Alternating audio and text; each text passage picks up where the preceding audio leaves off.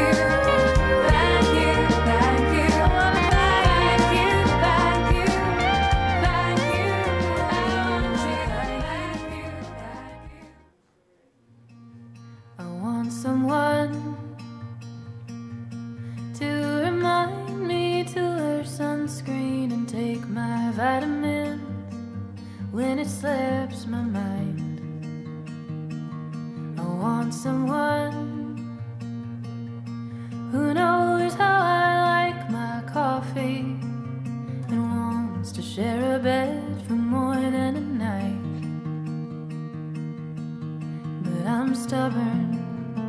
selfish, easily jealous at times.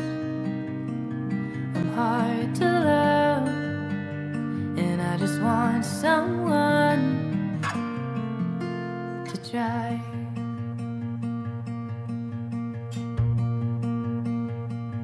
I want someone who knows that I'm not made for mornings and doesn't scold me for smoking when I drink. I want someone who listens when they've heard the story and gives me enough space to breathe. 'Cause I'm stubborn, selfish, and easily jealous at times. I'm hard to love, and I just want someone to try.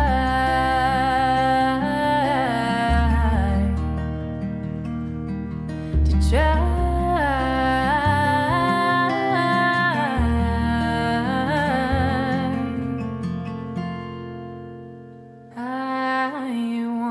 Someone who can ground me when I'm too high and light up the dark side of my head. I want someone.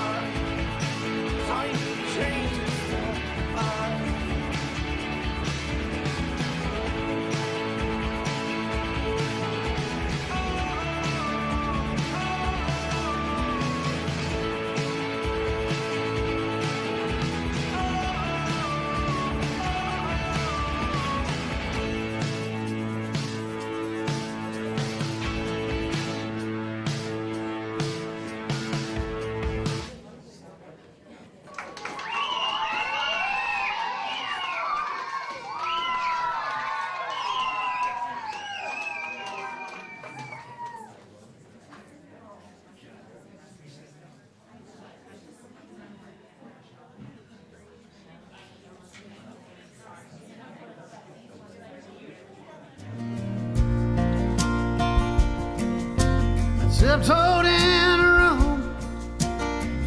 I know you got to have your rest.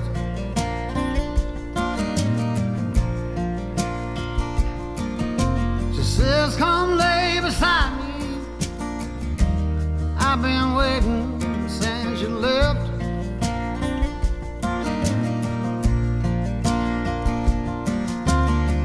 She's sweet to me, must be the luckiest man alive.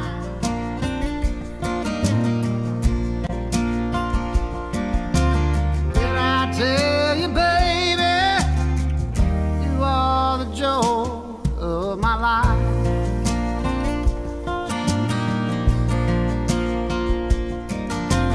First time that I saw you, you took my breath away.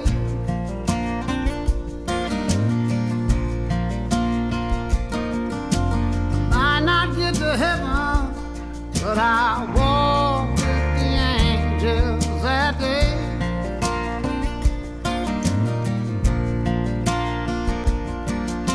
She takes me by the hand. I am the luckiest man alive.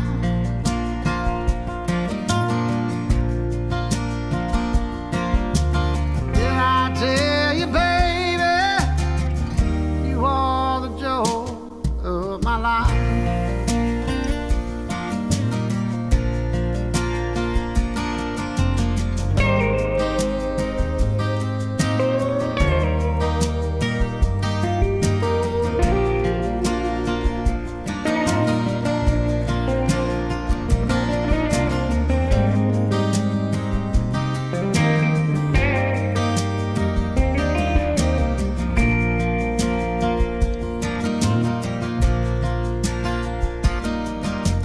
Some may have their riches, some may have the world of fame.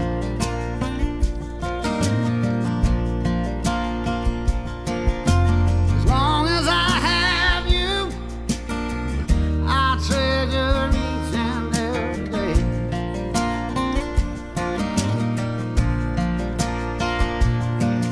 Just take me by the hand. I am the luckiest man alive.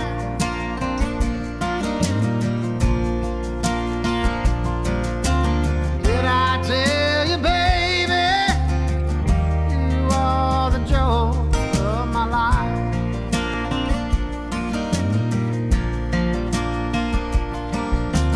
Did I tell you, baby, you are the joy of my life?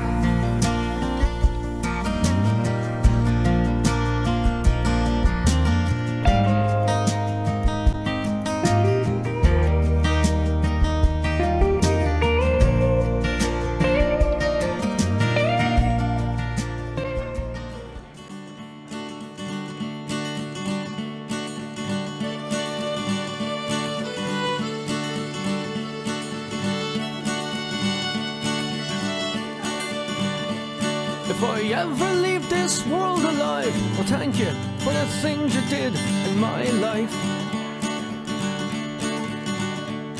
If I ever leave this world alive, I'll come back down and sit beside your feet tonight. Wherever I am, you'll always be more than just a memory. If I ever leave this world alive.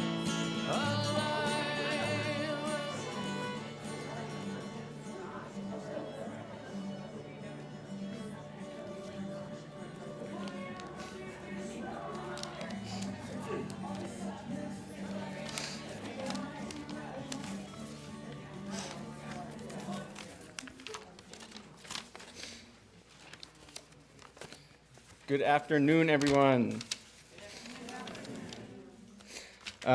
Welcome to everyone here in person. We've also got a virtual version today, so welcome to everyone here who's joining us virtually. Thank you all very much for coming. I'm glad you're here.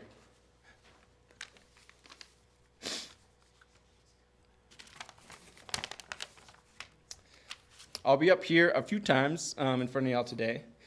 And I was going to say there's a good chance, but I'm already crying. So I will be crying a few times today. And for this exact reason, I didn't put on any makeup. I knew it was going to get messed up, so I was like, whatever.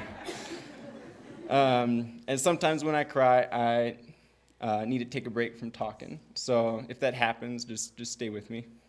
Usually after a few breaths, I can start talking again. So almost 5 months ago, we found out that Ira died while staying in a hotel room outside of Boulder.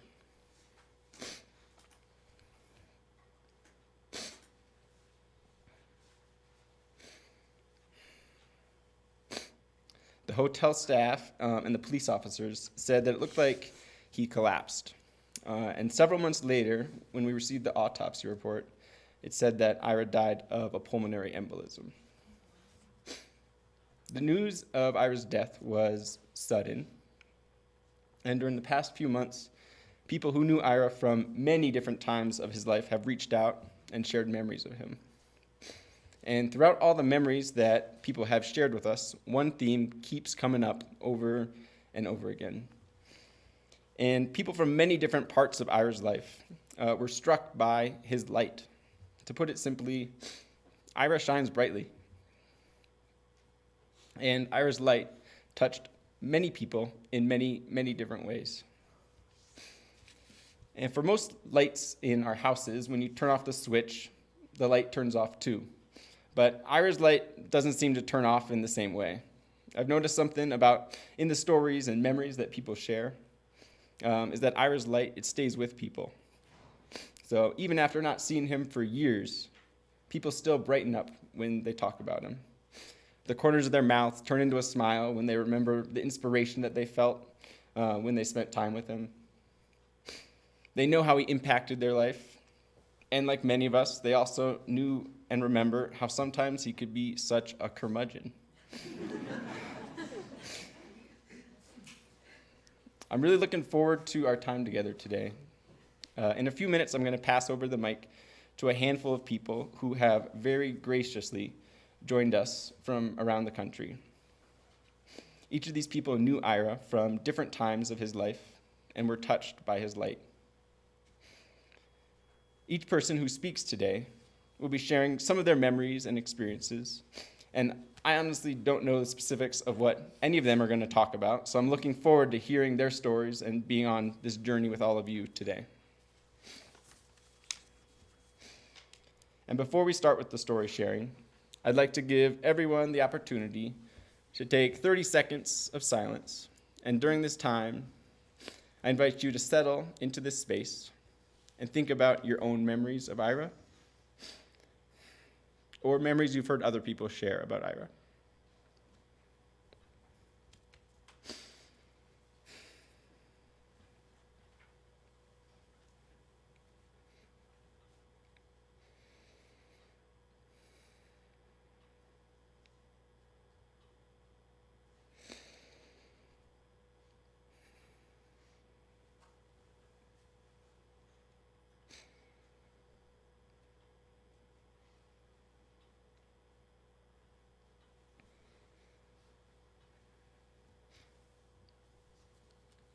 Thank you. We're going to start the memory sharing with a recording. Our Nana, my mom's mom, lives in Baltimore, and she can't be in person with us today, but she's watching online. I visited her a few weeks ago, and during my visit, she recorded a few of her most memorable Ira stories. After Nana's recording, we'll continue with the memory sharing by hearing from one of Ira's uncles who's here, Uncle Michael.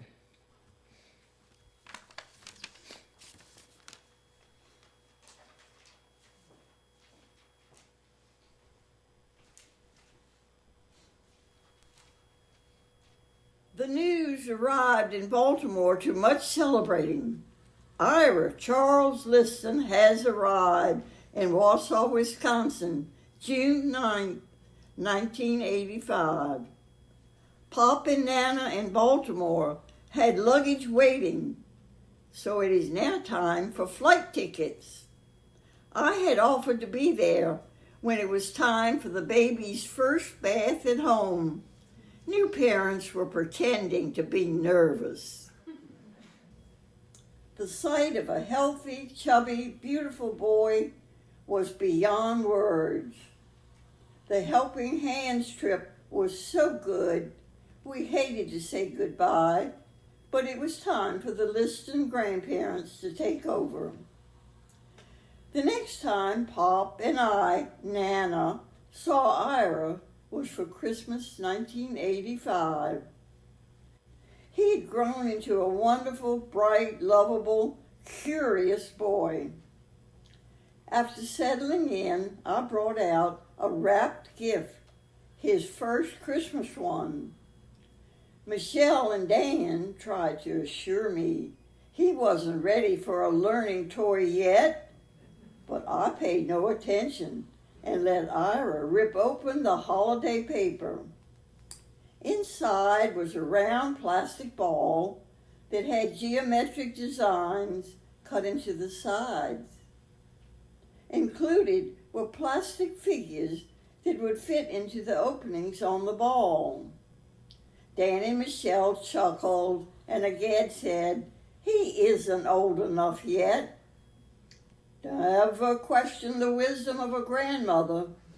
This Nana watched as Ira would figure out which plug went into which hole, most of the time successfully.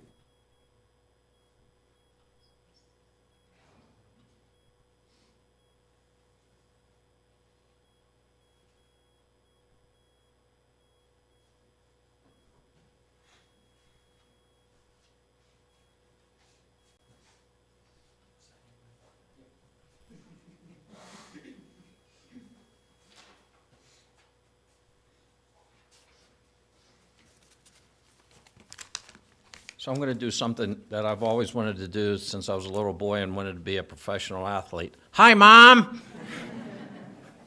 That was my mom there. So, Ira Charles Liston. He is a Renaissance man, a seeker of justice, an advocate for peace, a defender of the oppressed. We hold these gatherings as memorials to those who have gone on to the next phase of our journey. We say they are for him or her or they, but they're really for us. They're for us because we miss him, because we never really had closure, because we need each other. Collectively and communally. Ira understands that's why we're here. So for us, and because Ira was and is a Renaissance man, I want to start and end my remarks with poems. The first is a Hopi prayer. Do not stand at my grave and weep. I am not there. I do not sleep. I am 1,000 winds that blow. I am the diamond glints on snow. I am the sunlight of ripened grain. I am the gentle autumn rain. And when you awake in the morning's hush, I am the swift, uplifting rush of quiet birds in circled flight. I am the soft stars that shine at night. Do not stand at my grave and cry. I am not there. I did not die. So for those of you who don't know me, and I'm not going to repeat Matt's thing, but Sipes all have a tendency to have well-water eyes. So please put up with me also for that. For those who don't know me, I'm Ira's uncle from Baltimore, Michelle's brother, and my sister Stephanie out there. And these are just some of my memories. And I have to apologize, too, to my sister Michelle, who orchestrated this thing down to the minute. I'm going to go over my allotted time, Michelle. Ira's grandparents, Michelle's parents, they loved West Virginia. They loved vacationing in West Virginia, and they loved having the extended family there. But even the best laid plans for a family vacation do not always comport to our wishes. So imagine the extended family vacationing in a cabin in West Virginia, and it's been pouring rain. I mean, torrential rainpour for several days. The kids are all going nuts. The parents are trying to maintain a modicum of civility, and the grandparents are wondering, what did we let ourselves in for? So Uncle Michael jumps into the fray. I remember that there's a small gurgling creek out back that leads up to the top of the mountain. But now, with the incessant rainfall, it's a rushing creek. Stupidly, I didn't take that into consideration before I commandeered 4 of the kids, Josh, Luke, Ira, and Matthew, on an exploration of the creek in that pouring rain. We were searching for spies. Within minutes, we were soaked to the skin. Ira, probably the only mature one on the excursion, is very concerned about his little brother and getting lost, and he lets me have it, emphasizing in very polite terms that I was putting his little brother in danger. Ira, protecting the powerless. Rehoboth Beach, Delaware. Ira's visiting us without his parents, and he has a new camera. In fact, there was a photo of Ira with that camera in the slideshow. Well, about halfway through the week, a nor'easter hits one late afternoon. If you haven't been through a nor'easter, it's almost as bad as a hurricane. 60-mile-an-hour winds, lightning, thunder, 10 to 12-foot waves were crashing on and covering the beach. Ira, picking up his camera, said, Uncle Michael, we have to go photograph this. And we did. We went into the teeth of the storm, to the edge of the 10-foot waves. I was scared, whatever. He wasn't. He's taking pictures, snapping pictures in the middle of the storm. He leans over to me and he says, Uncle Michael, I am so exhilarated. I didn't know that word until I got to college. He couldn't have been more than 10. A very brave young man. Courage, protecting the powerless, and smarts on top of that. West Virginia again. Ira brings his lacrosse stick, something he was very proud of. I bring mine at his request, and he spends hours telling me about introducing lacrosse to Colorado. We play catch endlessly. Ira's very serious about his technique, and I am most impressed, mainly because despite growing up in Baltimore, which is the heart of lacrosse world, I have no technique. But Ira just smiles at me and keeps throwing the ball. Such tolerance. Tolerance, courage, smarts, protecting the powerless. I forget the next occasion when it occurred, but Ira was in college at Macalester. On a visit, he spends time telling me about this unique curriculum. He's very happy to be exploring knowledge in a welcoming environment. He is quite the thinker. I get the feeling at that time that he might write books more dense than his father.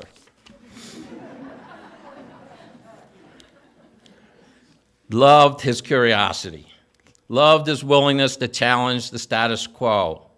Curiosity, intellect, tolerance, courage, smarts, protecting the powerless. And now the lawyer. He tells me about the asylum cases he's handling. His empathy is noteworthy. He carries the pain and suffering of his clients in his heart and soul. I am so proud of this young man. His commitment, his zeal, his tenderness. What a man he has become. What a testimony to Michelle and Dan. The final moments, Nana's, who was just on the screen, 90th birthday party. I pick up Ira from the airport. We just talk in generalities. He's very troubled. But he worked through all of that to help Nana celebrate. I have many wonderful memories of Ira, and they are now who he is. His spirit is inhabiting the next young person who will continue his legacy of social justice, empathy, courage, and love. I am thankful I had the privilege of sharing some small bits of time with him. Now, given who Ira is and the fact that he would never let a bad situation go unaddressed, and because although I believe he is still with us somewhere and somehow, I will end my time here with two poems that I believe Ira would want us to take to heart. And the first is Pity the Nation by Lawrence Ferlinghetti, written in 2007. Pity the nation whose people are sheep, whose shepherds misled them. Pity the nation whose leaders are liars, whose sages are silenced, and whose bigots haunt the airwaves.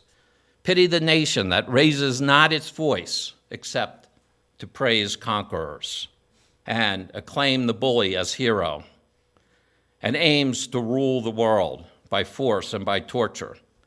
Pity the nation that knows no other language but its own, and no other culture but its own.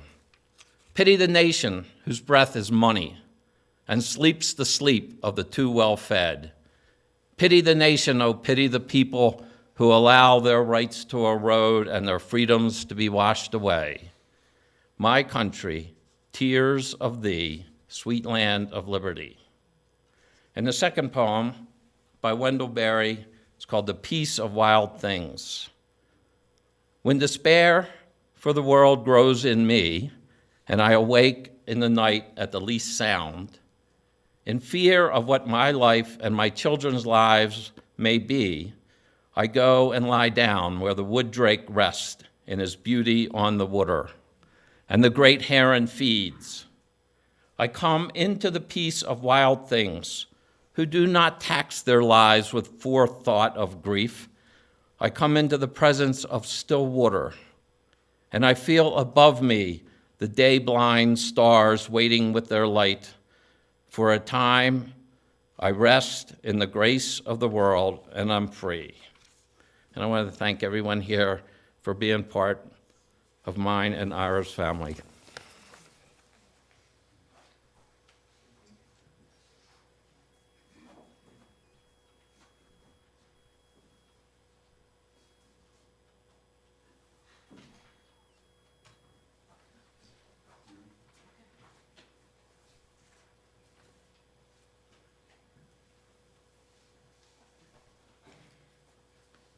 Hi, my name's Pat Lemon, and I'm a friend of Ira's. That's a surprise. Matthew and Michael, I have a lesson for you from my grandmother and reinforced by nuns. Put a tissue in your sleeve. My son Tyler became friends with Ira in elementary school, and Ira was kind enough to let me be his friend too. I have one story today and part of another one, because the second one isn't finished yet. The first one is about my label maker. Ira had a relationship with my label maker. It's just a small handheld battery-operated gadget. You turn it on, you type what you want to say, you push print, it spits out this label, you push the little scissors button, it cuts it off, you peel off the back, and you label whatever you want to label. My label maker has a label on it that says, label maker, because I guess Ira thought we might forget. Ira loved to make labels for all the things around my house. He probably put a label on Tyler, but after a couple months in his shower, it may have worn off. I have a utility room in my house. It has cabinets around every wall. They're all full. My whole utility room is piled high with great ideas, but it's often more of a futility room. Anyway, Ira liked to label all the cabinets so that I could know what was in each and every one of them. No small task, because they are crammed with whatever they can hold.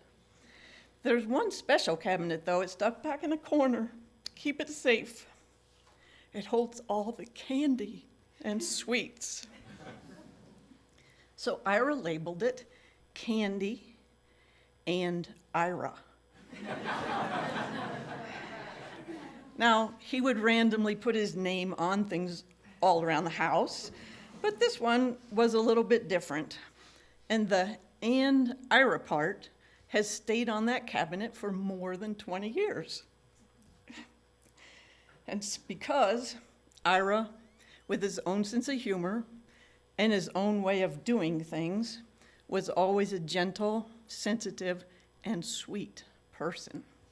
So his name will always belong and always stay on my cabinet full of sweets. Clap for me. Thank you. Now, my second story is short because, as I said, it isn't finished yet, but I know it's going to be a long story someday. First, I want to tell you that I love rocks. They can be big or small, pretty or plain. I just love rocks. And it's starting to tell around my house because it's getting filled up with rocks. When Ira started to struggle with anxiety, I like to give him worry stones. Small, oh, Michelle's holding one. She said she found them. Small, smooth stones that he could keep in his pocket, rub with his thumb whenever he felt anxious, whenever he needed to. Sometimes it could be a piece of shell that I found on the beach because they were really smooth. Anything that fit between his finger and thumb nicely. The day that Ira passed, I was on a rocky beach in Michigan with my husband Joe and two dear friends. And I was searching for that perfect special rock, and everyone else was trying to be patient with me. Quite suddenly, I thought of Ira. Oh, I thought, I need to find a worry stone for Ira. And so I started looking around. But that day, I never found a suitable stone. And then, when Michelle called, I learned that Ira no longer needed a worry stone. Ira is free from worry. So, Ira stopped by to see me on the beach that day. Not to say goodbye, but to say hello. And that's why this story isn't finished. I love you, Ira. Thank you.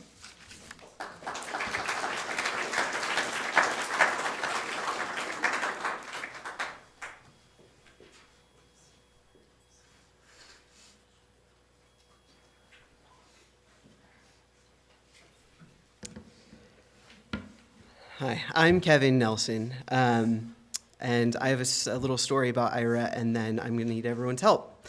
But Ira and I met each other when we were both 11 years old, and I was brand new to a school, and I knew nobody else in the class, but it turned out that we just lived a few blocks away from each other. And so soon enough, we started riding our bikes to school together every morning, and he would meet me right at the Foothills bike path. It's just across the street over here. And it was on one of these mornings, and we were becoming friends, but one of these mornings, we discovered a shared love of something that really cemented our friendship and became kind of the crux of it for the next 20-some years. And that is, of course, our deep mutual love of the 1992 musical movie masterpiece, Newsies. And I loved Newsies. I still love Newsies. And so that another person that was like smart and cool, mostly cool, but like knew a lot of people, was also really into Newsies and knew like all of the lyrics to all of the songs, was just like so exciting to me. And so from that point on, that was just a constant thread in our friendship, from shared school projects on the actual Newsboy strike of 1899 to when he was living in LA, he excitedly texted me that he ran into the actor who played Racetrack at a farmer's market. But if you're not familiar with Newsies, first you have work to do. But I think, he loved the film because it's this classic, true-ish story of workers who stand up to their oppressors. And and by coming together, they succeed. And one of Ira's lesser-known heroes is the main character of the film, Jack Kelly. And I think Ira identified a little bit with him because he's this person that's singularly focused on getting away from his own problems and his own suffering, but he just keeps coming back and putting other people first. And Ira will always be Jack to me. He's in my phone as Jack Kelly, which is something that he loved. But in the movie, there's a rumor or a story that Jack escaped from an orphanage on the back of Teddy Roosevelt's carriage. And so whether that's true, you have to watch the movie. But last year, when I was visiting Colorado, I messaged him, as I often did, and I said, I'm leaving on Teddy's carriage in a few days, but I'd love to see you if you're around.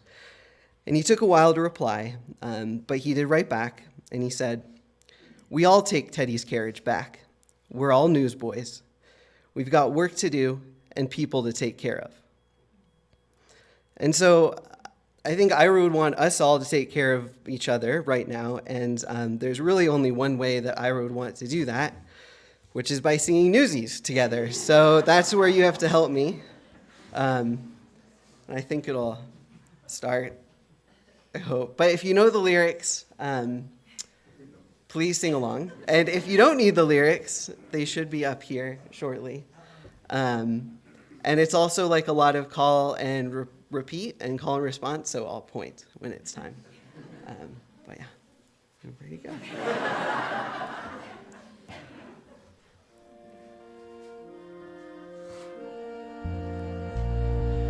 Open the gates and seize the day.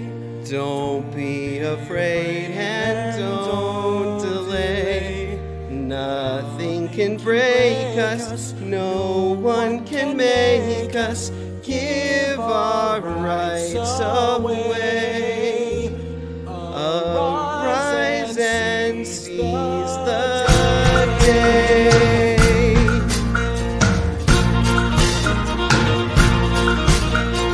Now is the time to seize the day. Now is the time to seize the day. Send up the call to join the parade. Send up the call to join the parade. We'll be righted if we're united. Let us seize the day. Friends of the friendless, seize the day. Friends of the friendless, seize the day. Raise up the torch and light the way. Raise up the torch and light the way. Proud and defiant, we'll slay the giant. Let us seize the day. Neighbor to neighbor, father to son, one for all and all for one. Open the gates and seize the day. Open the gates and seize the day. Don't be afraid and don't delay. Don't be afraid and don't delay. Nothing can break us, no one can make us give our rights away. Neighbor to neighbor, father to son, one for all and all for one. Thank you.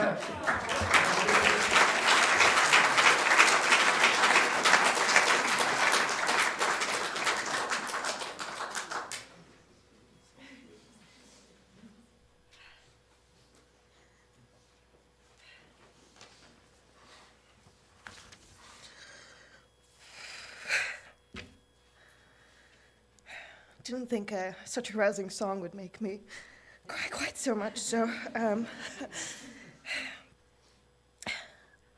in one of the stars I shall be living, in one of them I shall be laughing, and so will be as if all the stars will be laughing when you look at the sky at night. You, only you, will have stars that can laugh, and when your sorrow is comforted, for time soothes all sorrows, you will be content that you have known me. That passage is from one of Ira's favorite books, The Little Prince, in the final section when the prince is about to pass from this world, leaving behind his heartbroken companion. If you're not familiar with it, it's a beautiful tale of love and loss. and a handsome little prince with golden hair who asks hard questions and has a laugh like a twinkle and resists becoming an icky grown-up and makes you fall in love with him. It sounds really awfully familiar. The final image in the book is a simple drawing of two lines making up a desert dune and a star up above, an image that Ira had tattooed on his forearm, putting his heart on his sleeve as a reminder to himself and to the world of who he is. My name is Shine, and I was lucky to be Ira's partner for 3.5 years, from 2011 to 2015. We loved each other deeply, and like many of us in this room, I'm so grateful for and forever changed by his presence in my life. Ira is one of the most unique people I've ever met, and having lived in New York, LA, and the Bay Area, I can say I've met a lot of special weirdos. But Ira takes the cake. He was so unapologetically himself, and he was a rare blend of passion and committed kindness, of fierce intelligence and playful mischief, of solemn concern for the world and a childlike silliness. He was so magnetic and singular. One of his best friends from college, Aaron Block, remembers explaining Ira to his older brother as someone whose intensity and authenticity he wanted to internalize for himself. Ira taught me so much about how to live well. He showed this city girl the beauty of nature. He took me on amazing adventures, camping, hiking, and road tripping that are all a part of my life now. We also drove around all over Los Angeles hunting delicious and weird foods like tongue and pig's ear and blood cubes, which I swear is actually quite good. But he was game for anything, and cooking for and caring for people was one of his greatest joys. Another best friend from high school, Spencer Bailey, remembers Ira was always there to talk it out. No matter the situation, he would drop everything to just listen and be there. Sometimes he'd just text me and ask, "Can I bring you a sandwich?" His joy in the little things was infectious. I think a big part of that was that he was so sure and so consistent, unlike many of us at any age. He took the gems he found in the world, whether music or books or heroes, and added them to his identity like feathers in his cap. He made sure we got to experience and love those things along with him, sometimes by force. For example, I'm sure none of you would be surprised to learn, especially now, that one Halloween he was a newsie. Or that the next year we went as Peter Pan and Rufio. But my favorite costume was the year when he cobbled together something last minute, donning all of his American flag clothes and carrying his leather briefcase. When asked what he was, he said, "I'm the real Captain America, a lawyer for justice." He dressed up as himself. He was one of our best and bravest fighters for social justice. It was a grim daily battle, but he often looked for the bright spots, and through his light, he changed so many lives. He believed in our ability to do better, to be better. I think he would be so proud if we kept up that fight in his honor.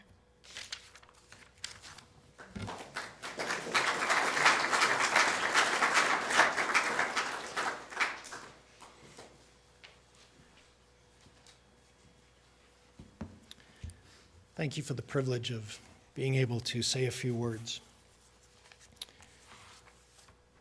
Somewhat serendipitous, Shanae, that you referred to the Little Prince, because I'm also going to refer to that. I only knew Ira for a very, very short time. I met him as the result of chocolate chip cookies. In 2019, Dan and Michelle invited me over. I work with Michelle in the Alzheimer's Association, and we hadn't seen each other due to quarantine. And they invited me over for dinner on the back patio. And it was a delicious dinner. I don't remember what you served. I think it might have been carryout or something, I don't know. But I do remember the cookies. The cookies were amazing. And I said to them, like, "Who made these cookies?" And they said, "Our son Ira." At that time, I was working with recovering addicts in a home, and we needed someone to do some cooking. And so I asked them if Ira would be interested in serving as our cook. And he did. We were only there for a short time, a couple of months. But Ira did an incredible job of connecting with those men who were struggling with the same kind of issues, not only that Ira struggled with, but that in one form or another, all of us struggle with.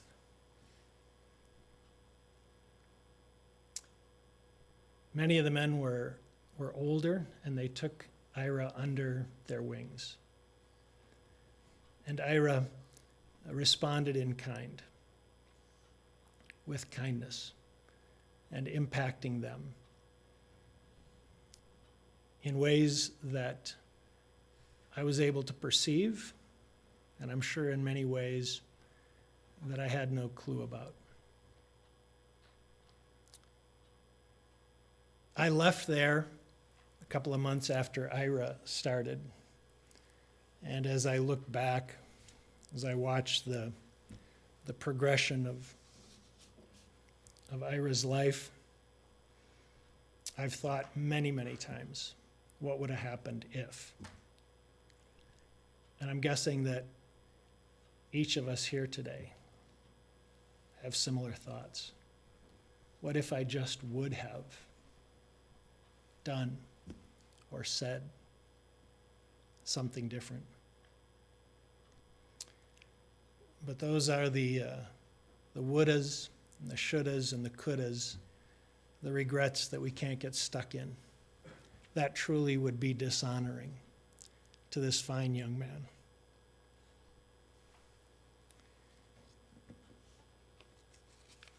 While Ira was at the home, he introduced us to one of his favorite books, The Little Prince. And I read it then, but honestly, I didn't really get it. I didn't get it. I tried to. But I think now I get it a bit better. As Shanae said, it's a story of a little prince who leaves his place to come to a place that's really quite undeserving. And that's probably true of this earth and Ira. It was not deserving of him. And the little prince came to the desert. And the little prince told another of his travels and how he met kings and a conceited man and drunkards and businessmen and lamplighters. And the conclusion that he reached was that most grown-ups are certainly very odd. Indeed we are. And the prince shed tears, and the prince enjoyed sunsets, and the prince cherished his flower.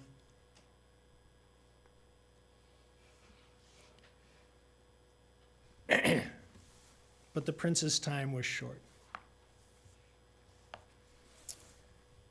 The author, well, let me read this section first. The prince was tired and sat down. I sat down beside him. After a short silence, he spoke again. The stars are beautiful because of a flower one cannot see. I replied, of course, and I looked at the sand dunes under the moonlight in silence. The desert is beautiful, he added, and it was true. I've always loved the desert. One sits down on a sand dune, sees nothing, hears nothing, yet one can feel a silent radiation. What makes the desert so beautiful, said the little prince, is that it hides a well somewhere. I was surprised by a sudden awareness of the sand's mysterious radiation. When I was a little boy, I lived in a very old house, and a legend told us that a treasure was buried there. To be sure, nobody had ever discovered it, nor even searched for it, perhaps. But it cast an enchantment over that house. My home was hiding a secret in the depths of its heart. Yes, I said to the little prince, be it a house, the stars of the desert, the source of their beauty cannot be seen. I'm glad that you agree with me, he said. As the little prince fell asleep, I took him in my arms and started walking again. I was deeply moved. It seemed to me I was carrying a very fragile treasure. It even seemed to me that there was nothing more fragile on all the earth. In the moonlight, I gazed at the pale forehead, the closed eyes, the locks of hair trembling in the breeze. And I said to myself, what I see here is nothing but a shell. What is most important is invisible. As his lips opened slightly with the suspicion of a half smile, I said to myself once again, what moves me so deeply about this little prince sleeping here is his loyalty to a flower, the image of a rose shining through his whole being like the flame of a lamp, even when he is asleep. And I felt him to be more fragile still. Lamps should be protected with great care. A gust of wind can extinguish them. And I walked on, and at daybreak, I discovered the well. For me, this is poignant and perfectly applies to Ira, this fragile little prince whose whole being is like the flame of a lamp, even when asleep. The author of this book speaks of beginning it in a different way. And I think this is an appropriate way to not only end this chapter, but begin this time in Ira's life.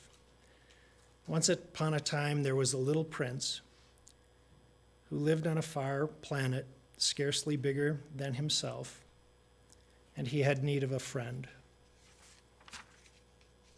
For those who understand what friends are, know how unique it is and how important it is to have them.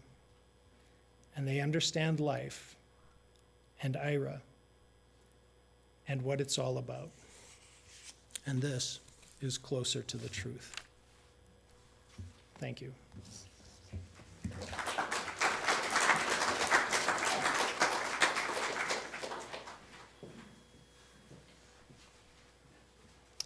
We have one more recording from our Nana that we'd like to share. And after that, my dad will come up and share a few remarks.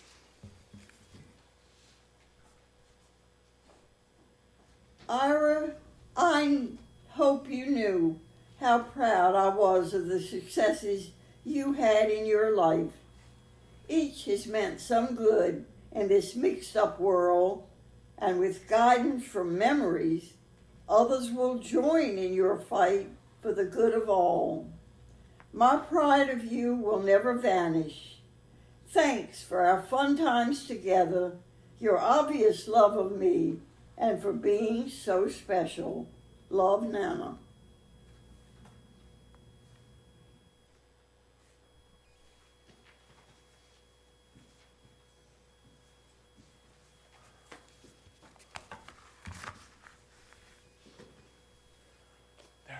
There's Kleenexes up here the whole time. I just ran into them. So hi, I'm Dan, and thank you for coming. It's comforting. Your presence is comforting for us, both your actual presence, and those who are watching online. So today's order of speakers roughly mirrors Ira's growing up. I'm here to talk a bit about Ira's last 5 or 6 years in Boulder. Okay. They were tough times. Before Ira moved to Boulder, he spent 5 years as a staff immigration lawyer for the Public Law Center outside of LA. There he worked hard at the intersection of queer, class, racial, and national divisions, and he helped a lot of people out. The intense work of those 5 years took their toll on him. When it was evident that Ira's life in LA was unraveling, Michelle and I offered to provide him some shelter and support in Boulder. He accepted. For 5 years, he worked various food service and delivery jobs, with some humanitarian service stints interspersed. For 5 years, he was persistently diagnosed with severe depression and anxiety and PTSD. He worked with several psychiatrists and psychologists, and at times of crisis, the three of us sought out family counseling. While he lived with us, he entered alcohol rehab twice and intermittently attended AA meetings. After about 3.5 years in our home, we talked with Ira about other possible therapeutic routes: electroconvulsive therapy or ECT, psychotropic therapy, and intensive hospitalization. Ira decided to try ECT. He did so for a year, off and on, but ECT didn't seem to be working. During these years of part-time jobs, intermittent snowboarding, and psychological medical support, Ira and Michelle and I saw his capacities dwindle. His anxiety increased at times to the point of immobility. Severe anxiety can paralyze the brain. He described to Michelle how on one of his trips to the grocery store, he realized that he had forgotten his reusable bags. He sat in the parking lot, immobilized, not knowing how to navigate the checkout process without his bags. What was he going to say?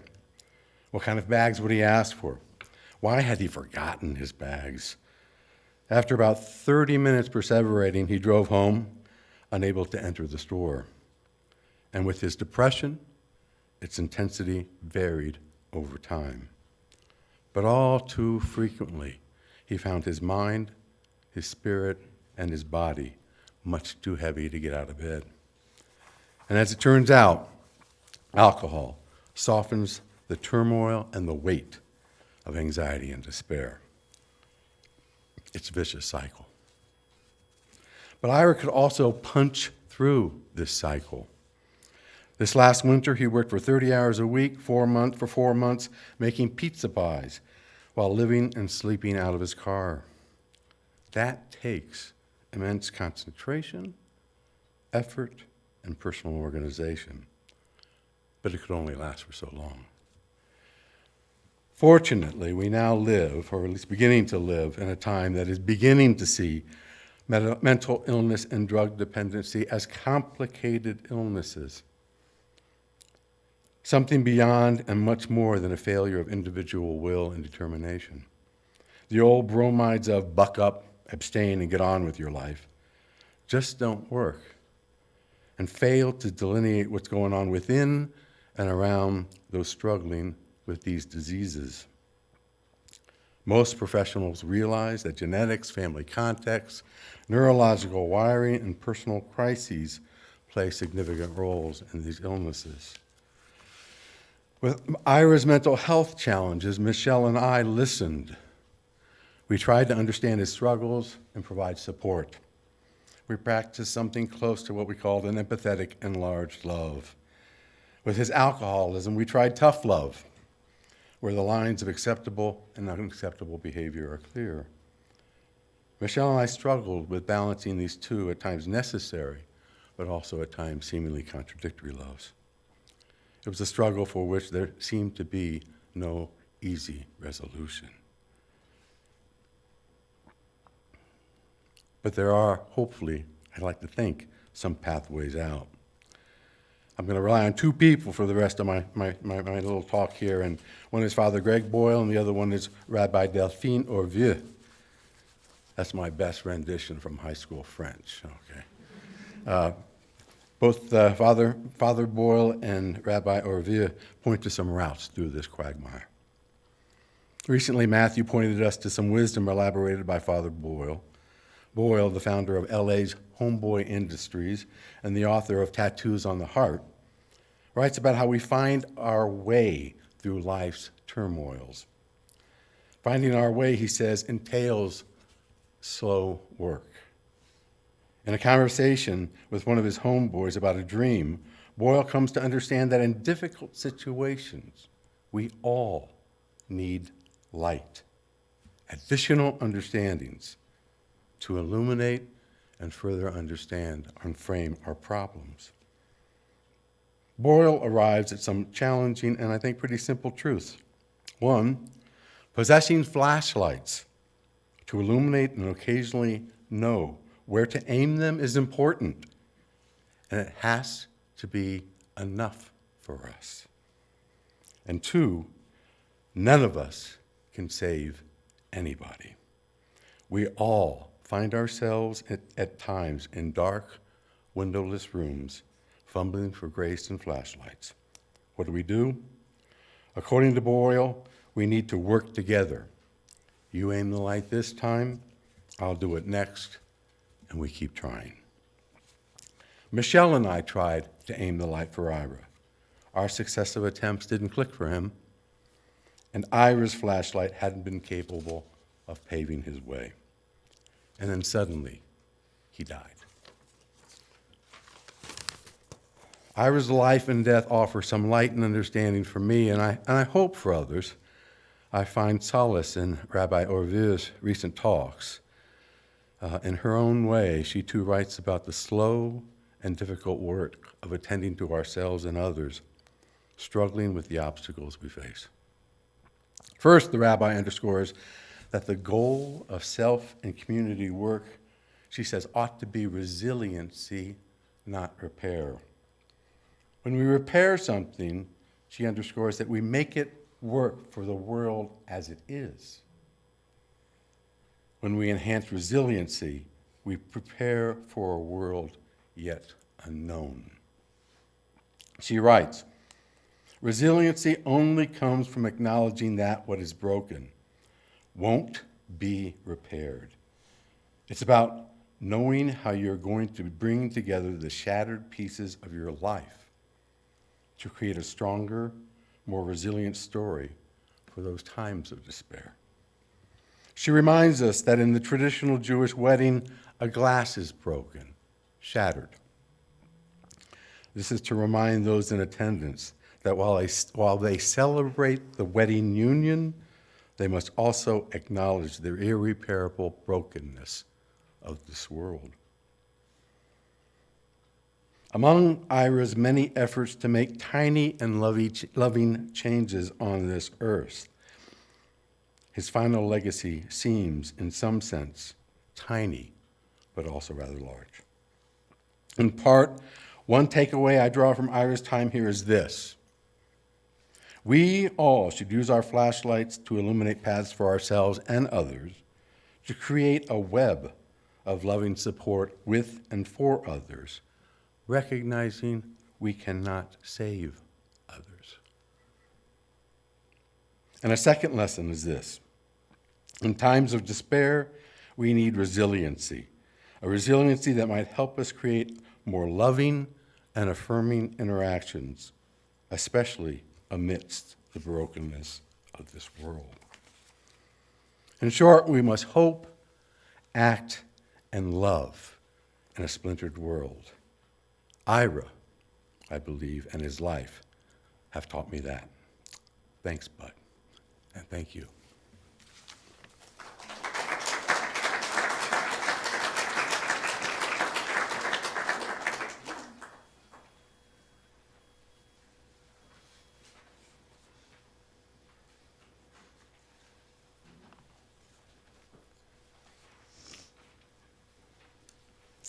I'm Stephanie, Ira's aunt. I'll be reading a poem from one of Ira's favorite authors, Pablo Neruda. When I die, I want your hands on my eyes. I want the light and the wheat of your beloved hands to pass their freshness over me one more time, to feel the smoothness that changed my destiny.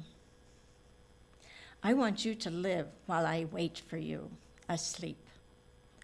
I want for your ears to go on hearing the wind, for you to smell the sea that we have loved together, for you to go on walking the sand where we walked. I want for what I love to go on living. And as for you, I loved you and sang you above everything. For that, go on flowering, flowery one, so that you reach all that my love orders for you, so that my shadow passes through your hair, so that they know by this the reason for my song.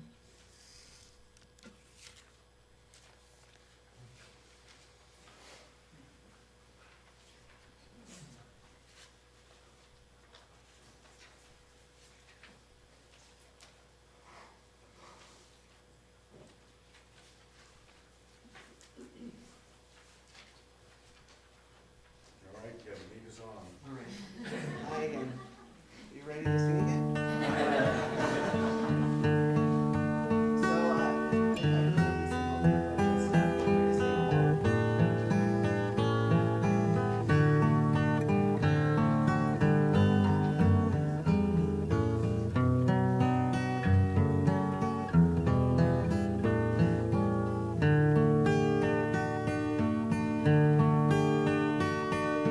You who dwell in the shelter of the Lord, who abide in his shadow for life, say to the Lord, my refuge, my rock in whom I trust, and he will raise you up on eagle's wings, bear you on the breath of dawn, make you to shine like the sun, and hold you in the palm of his hand.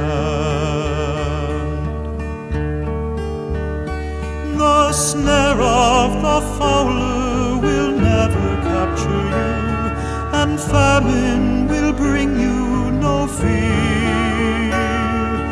Under his wings your refuge, his faithfulness your shield. And he will raise you up on eagle's wings, bear you on the breath of dawn, make you to shine like the sun, and hold you in the palm of his hand. You need not fear the terror of the night, nor the arrow that flies by day. Though thousands fall about you, near you it shall not come. And he will raise you up on eagle's wings, bear you on the breath of dawn, make you to shine like the sun, and hold you in the palm of his hand. For to his angels he's given a command to guard you in all of your ways. Upon their hands they will bear you lest you dash your foot against a stone. And He will raise you up on eagle's wings, bear you on the breath of dawn, make you to shine like the sun, and valor in the work of His hand. And hold you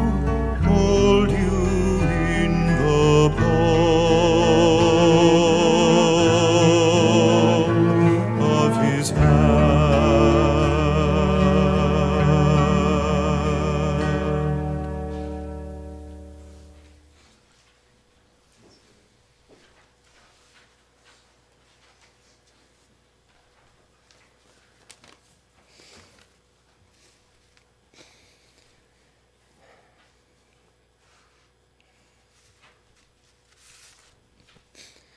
So during one of the times that Ira spent in an inpatient recovery program, he completed an assignment that at first might seem odd to some people.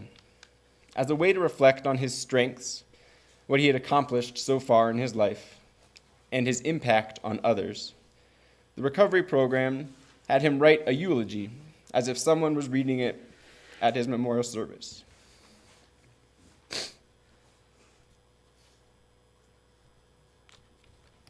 He decided to write the eulogy as if I was giving it.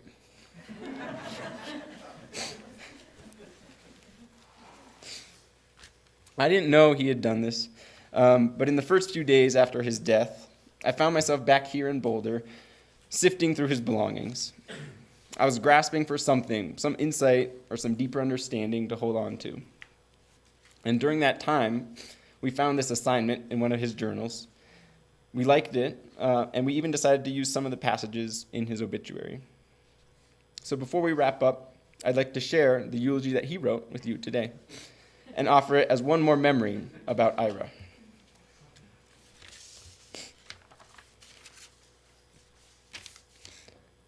On behalf of Jess, myself, my parents, and our beloved Sadie, I want to express what we feel to those of you who mourn here with us today. We loved Ira as a brother, a son, and a friend. From our collective experience, he received an inspiration which he passed on to all of us. He gave us strength in times of trouble, wisdom in times of uncertainty, and sharing in times of happiness. He will always be by our side. Love is not an easy feeling to put into words, nor is loyalty or trust or joy, but he was all of these. He loved life completely, and he lived it intensely. What he leaves to us is what he said, what he did, and what he stood for, in his life and in his work. Ira held no illusion that we live in a world in which children suffer. His hero, his favorite American, was Bobby Kennedy. When Bobby was only just older than Ira, he made a speech to the young people of South Africa. I'd like to read a portion of that speech. There is discrimination in this world, and slavery, and slaughter, and starvation. Governments repress their people, millions are trapped in poverty, while the nation grows rich and wealth is lavished on armaments everywhere. These are differing evils, but they are the common works of man. They reflect the imperfection of human justice, the inadequacy of human compassion, our lack of sensibility toward the suffering of our fellows. Some believe there's nothing one man or woman can do against the enormous array of the world's ills. Yet many of the world's greatest movements of thought and action flowed from the work of a single person. True, few will have the greatness to bend history itself, but each of us can work to change a small portion of events, or, as Ira and Scott would say, make tiny changes to Earth. Ira believed that each time someone stands up for an ideal, or acts to improve the lot of others, or strikes out against injustice, they send forth a tiny ripple of hope. forming a million diverse centers of energy and inspiration. Those ripples build a current that can sweep down the mightiest walls of oppression and resistance. This is the way Ira lived. That is what he leaves us. My brother need not be idealized or enlarged in death beyond what he was in life. Rather, he ought to be remembered simply as a good and decent man who saw wrong and tried to right it, saw suffering and tried to heal it, saw war and tried to stop it.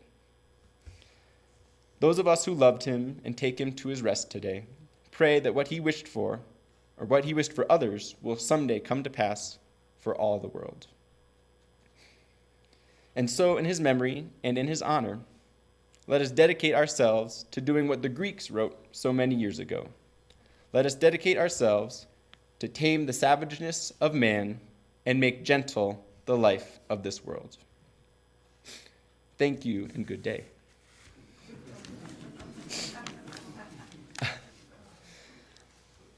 So as you may have seen at the slideshow at the beginning, there were some stickers that popped up that Ira designed. Ira found an outlet for his creativity in designing and printing different stickers. We've collected an assortment of the stickers that he made, and we've got a bunch here today. I believe they're at the table where the name tags are. And so before you head out today, feel free to take a look at the stickers he made, pick one that speaks to you, and take it home with you. We also have blank note cards in each of the programs today. And in the months since Ira died, reading and hearing other people's memories and appreciations of Ira has been both heartwarming and comforting. So if you have a memory or appreciation of Ira that you'd like to share, please use the note cards to write it down. The stories in today's service that we heard, they represent only a fraction of all the stories that are out there about Ira. And I'd love to keep reading more memories from everyone here today. There's a collection basket of stories, if you like, in the reception area by the computer monitor that's showing the slideshow. And so this gets to wrapping up the service part of our time together. For folks here in person, you're welcome to join us in a reception in the room that was on the left as you walked in. We have the space until around 5:30, so we're going to start cleaning up around 5. My parents and I won't be having a receiving line today, but if you have something specific that you'd like to share, feel free to find us during the reception. Also, please give my family and the speakers in these front rows the chance to leave this area first before you all move to the reception area. For folks joining virtually, thank you for sharing this space with us today. I want to send lots of love to everyone here and online. Take good care of yourselves, be well, and I hope our paths cross again soon.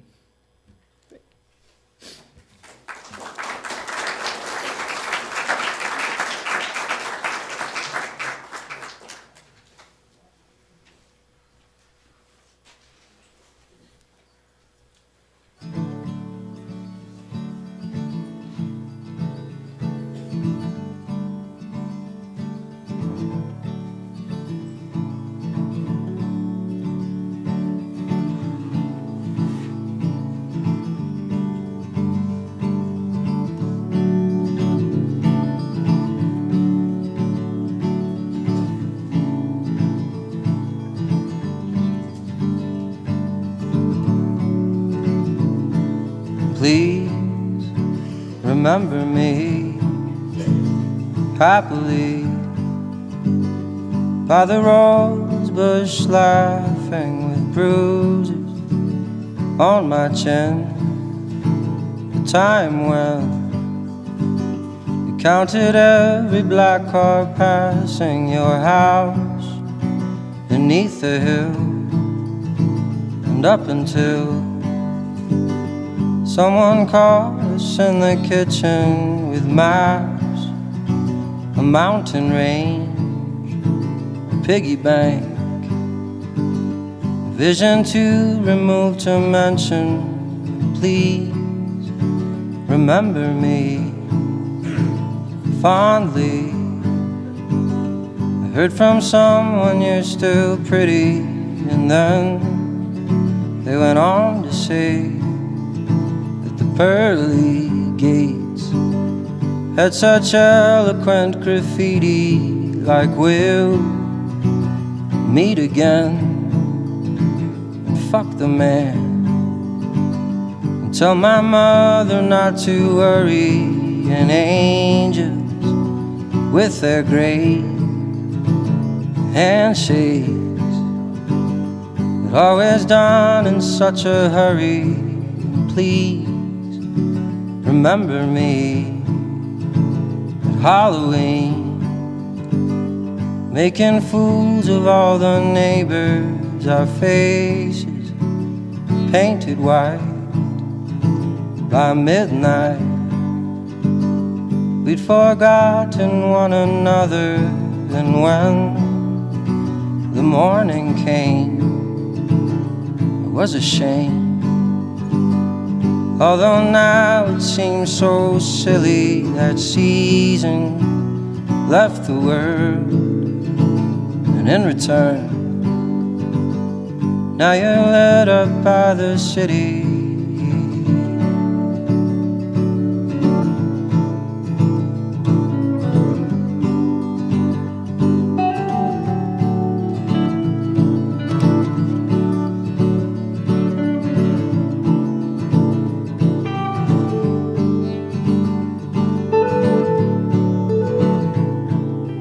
Please remember me mistakenly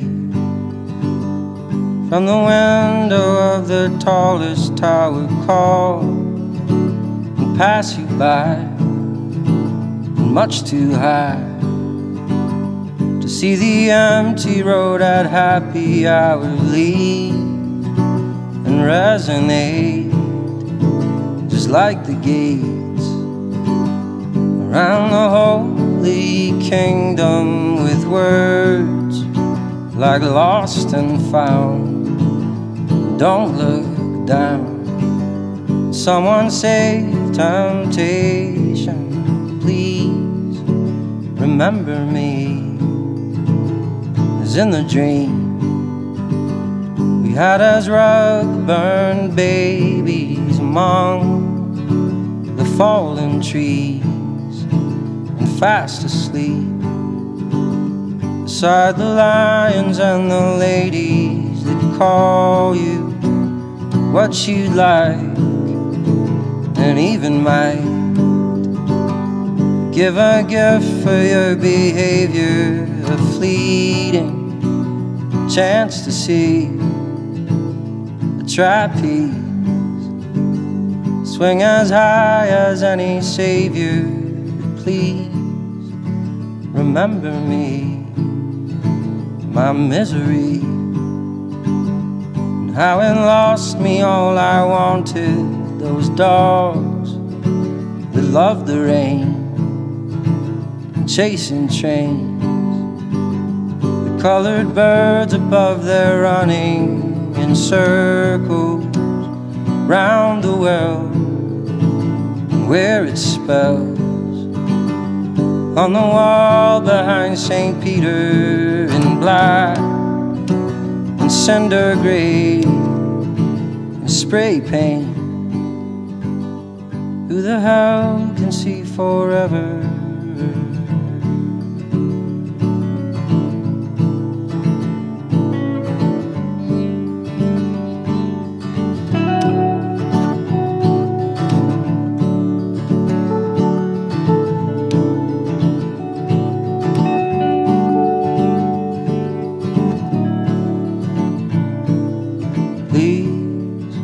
Remember me seldomly in the car behind the carnival, my hand between your knees.